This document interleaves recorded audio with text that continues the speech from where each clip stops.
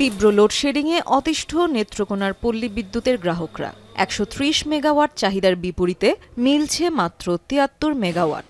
ভোগান্তি বাড়ছে গ্রামগুলোতে। এদিকে অসহনীয় লোডশেডিংয়ে দুর্বিষহ হয়ে উঠেছে কুষ্টিয়ার জনজীবন। বাড়ছে জন অসন্তোষ।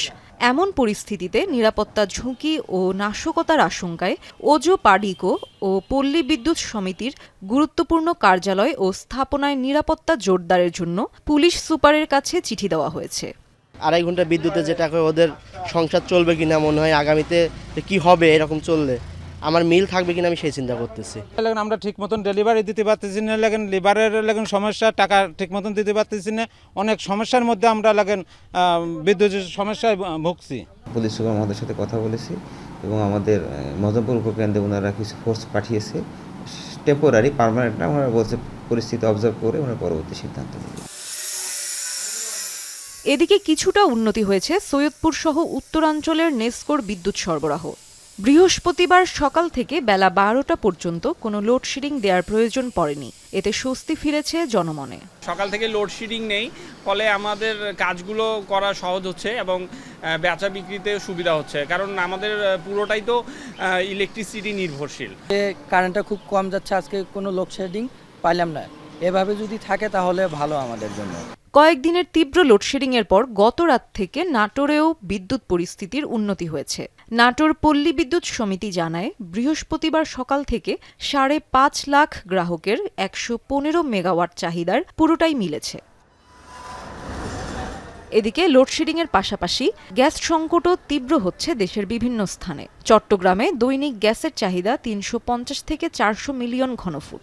চাহিদার বিপরীতে এখন মিলছে ১৯০ থেকে ২০০ মিলিয়ন ঘনফুট। মহেশখালীর ভাসমান এলএনজি টার্মিনালে অগ্নিকাণ্ডের পর থেকেই এমন সংকট চট্টগ্রামে।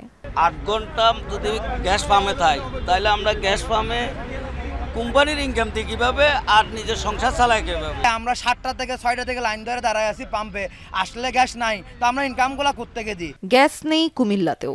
রাতে লাকসামে Bakhrabad gas distribution company limited মাইকিং করে জানায় গ্যাস স্বল্পতার কথা। সাময়িক অসুবিধার জন্য বাখরাবাদ গ্যাস কর্তৃপক্ষ আন্তরিকভাবে দুঃখ প্রকাশ করছে। ফেনীতেও দেখা দিয়েছে তীব্র গ্যাস সংকট। জেলার প্রায় সব ফিলিং স্টেশনে গ্যাস সরবরাহ বন্ধ হয়ে গেছে। একই সঙ্গে বাসাবাড়িতেও গ্যাসের চাপ শূন্যের কোঠায় নেমে যাওয়ায় রান্নাবান্না বন্ধ রয়েছে অনেক এলাকায়। এদিকে জামালপুরে গ্যাস সংকট নিরসন এবং একাধিক গ্যাস পাম্প স্থাপনের দাবিতে জামালপুর টাঙ্গাইল মহাসড়ক অবরোধ করে বিক্ষোভ করছেন সিএনজি চালিত অটোরিকশা চালকরা। মহাসড়কের উভয় পাশে শত শত যানবাহন আটকা পড়ে, এতে ভোগান্তিতে পড়েন যাত্রীরা। এক সপ্তাহের তুলনায় সারা দেশের বিদ্যুৎ পরিস্থিতির উন্নতি হয়েছে বলে জানিয়েছে পল্লী বিদ্যুতায়ন বোর্ড। দেশের ৮টি জোনের মধ্যে বৃহস্পতিবার দুপুর ১২টা পর্যন্ত শুধু ঢাকায় ২৩১ এবং ময়মনসিংহে ১৩২ মেগাওয়াট লোডশেডিং ছিল। গতকাল রাত ৮টায় যেখানে আমাদের লোডশেড ছিল প্রায় ২২%-এর মতো, ১০টায় আমাদের লোডশেড ছিল 10%। তো সরবরাহ ক্রমান্বয়ে আমরা বৃদ্ধি পাচ্ছে এবং আজকে বিদ্যুৎ সরবরাহ পরিস্থিতি অনেক ভালো। সেক্ষেত্রে আমরা দেখছি আজকে রাত দুপুর ১২টায় আমাদের যেখানে সরবরাহ ছিল, আমাদের ডিমান্ড ছিল হলো ৮৫২৫ মেগাওয়াট, সেখানে আমরা সরবরাহ পেয়েছি ৮১৩৫ মেগাওয়াট, অর্থাৎ মাত্র ৩৯০ মেগাওয়াট লোডশেড, যেটা পার্সেন্টেজ যদি আমরা ধরি অনলি 5%। বুধবার সারা দেশে প্রায় ৩,০০০ মেগাওয়াট বিদ্যুৎ ঘাটতি ছিল। সেখানে আমরা সরবরাহ পেয়েছি ৯,০০০। শায়লা নাজনীন, এখন। বিশেষ করে যেমন এক সপ্তাহ